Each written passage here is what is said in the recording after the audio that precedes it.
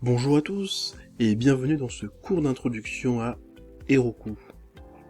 Cette vidéo sera à propos de la création d'un compte sur Heroku. L'on commencera également à explorer la plateforme. Cette leçon sera un bref aperçu de Heroku. Les choses que nous verrons aujourd'hui seront expliquées avec plus de détails dans une prochaine vidéo. Je suis actuellement sur heroku.com et je vais appuyer sur ce bouton pour créer le compte. Vous voyez que nous avons maintenant un formulaire à remplir. Après l'avoir complété, Heroku vous enverra un email avec un lien d'activation. Vous aurez besoin d'activer votre compte via ce lien pour vous connecter. Je vais vous laisser un petit moment, le temps de le remplir de mon côté. Je suis maintenant dans Heroku, et cela est ma première connexion avec ce compte. Vous voyez que nous avons l'option de créer une nouvelle appli ou de créer une nouvelle équipe. On verra plus tard à quoi sert une équipe, mais pour l'instant on va plutôt s'intéresser à créer une nouvelle application. Là, on peut choisir le nom, on va l'appeler...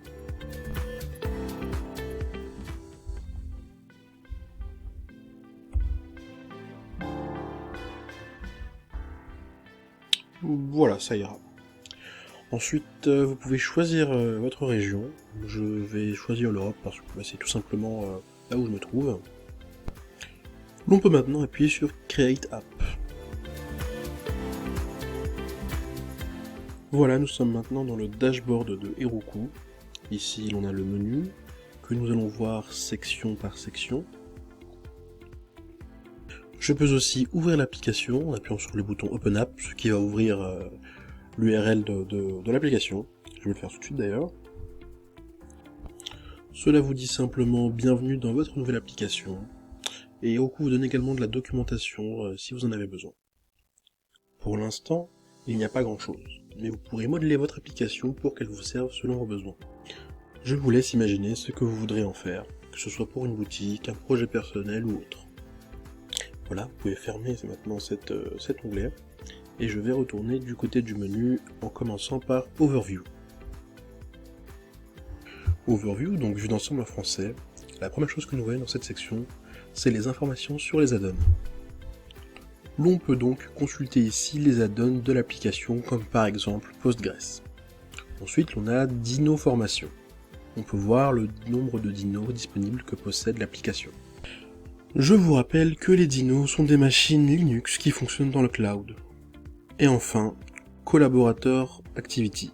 Cela vous indique qui contribue à l'application, quand est-ce qu'ils font des changements au code, etc. Avec Latest Activity, qui est ici, vous pouvez suivre les dernières informations qui sont en rapport avec votre application, comme par exemple la release initiale qui est faite par Heroku lorsque vous créez l'appli. Ensuite, il y a Logplex, c'est la façon que Heroku utilise pour log toutes les informations de l'appli. Allons maintenant du côté des ressources. C'est ici que l'on peut configurer les dinos et les add-ons. C'est donc ici que l'on peut augmenter et diminuer la taille et le nombre de dinos. Il faut d'abord choisir le langage de l'application avant de pouvoir modifier les choses ici. Du côté add-on, on peut cliquer sur ce bouton pour nous retrouver sur le marketplace des add-ons. Ce marketplace est réellement immense. Il contient des add-ons très divers où vous pourrez trouver un peu de tout. Selon votre application, vous pourrez trouver des add-ons qui vous feront gagner énormément de temps. Prenons Redis comme exemple. Voilà à quoi ressemble la page d'un add-on. On vous donne diverses informations. Plus bas, on vous donne les prix. Tous les add-ons ont une page similaire à celle-ci, qui explique brièvement tout ce qui est autour de ces derniers. Prochain onglet. C'est ici que l'on peut gérer tout ce qui est en rapport avec le code que l'appli exécute. D'abord, vous avez ici le pipeline. C'est ici que vous pourrez contrôler plusieurs applications qui se partagent la même base de code.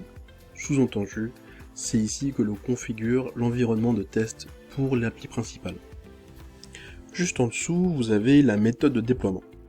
Comme dit dans un cours, il y a 3 options qui sont Heroku Git, GitHub et Docker. À vous de décider laquelle utiliser selon leurs avantages et vos besoins.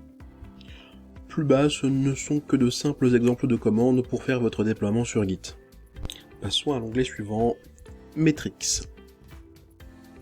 Cet onglet ne montre pour l'instant pas grand chose, mais au fil du temps, vous pourrez consulter de nombreuses informations, telles que la consommation de vos dinos, la puissance de calcul et bien d'autres choses qui vous seront potentiellement utiles.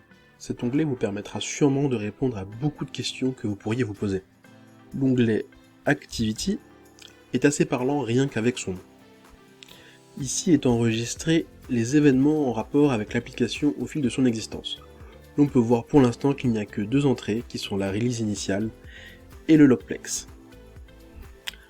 Dans Access, vous pourrez inviter des personnes pour collaborer avec elles. Vous devez appuyer sur ce bouton. Mais étant donné que ce que vous voyez ici est la version gratuite, toute personne que je vais inviter aura pratiquement un contrôle absolu sur l'application. Si vous avez besoin d'être un peu plus spécifique, vous pouvez créer une équipe en allant ici.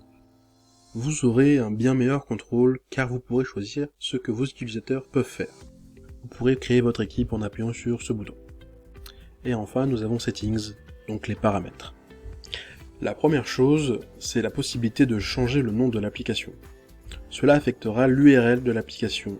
En d'autres termes, le nom devra être unique dans Heroku pour éviter les conflits.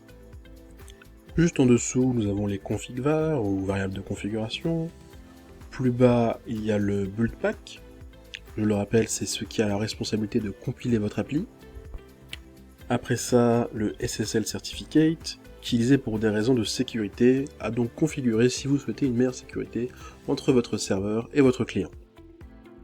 Ensuite, il y a Domain, ce qui est en rapport avec votre nom de domaine est donc à faire ici, vous pouvez changer ce dernier ici. En dessous, vous pourrez, si besoin, transférer votre possession de l'appli à un tiers. Ce sera le propriétaire qui sera donc tenu de payer les frais en relation avec l'application. Pour transférer la possession, soyez sûr que l'acquéreur est bien présent dans l'équipe. Continuons avec le Maintenance Mode. L'activer va tout simplement mettre votre application en cours de maintenance pour le faire savoir à vos utilisateurs. Je vais vous montrer rapidement à quoi cela ressemble. Open App. Voilà, sur le site de l'application, il y a un message qui pourra informer tout le monde. C'est l'écran standard que Heroku met à disposition, mais vous pouvez bien évidemment le personnaliser. Voilà. Et enfin, tout en bas, vous avez ce bouton qui vous permet de supprimer l'application. Et voilà tout pour ce petit tour du site de Heroku pour la création d'une appli. J'espère que vous voyez un peu mieux comment fonctionne Heroku avec cette vidéo. On parlera la prochaine fois des permissions ainsi que des prix. C'est tout pour cette vidéo, mais je vous dis à bientôt pour la prochaine.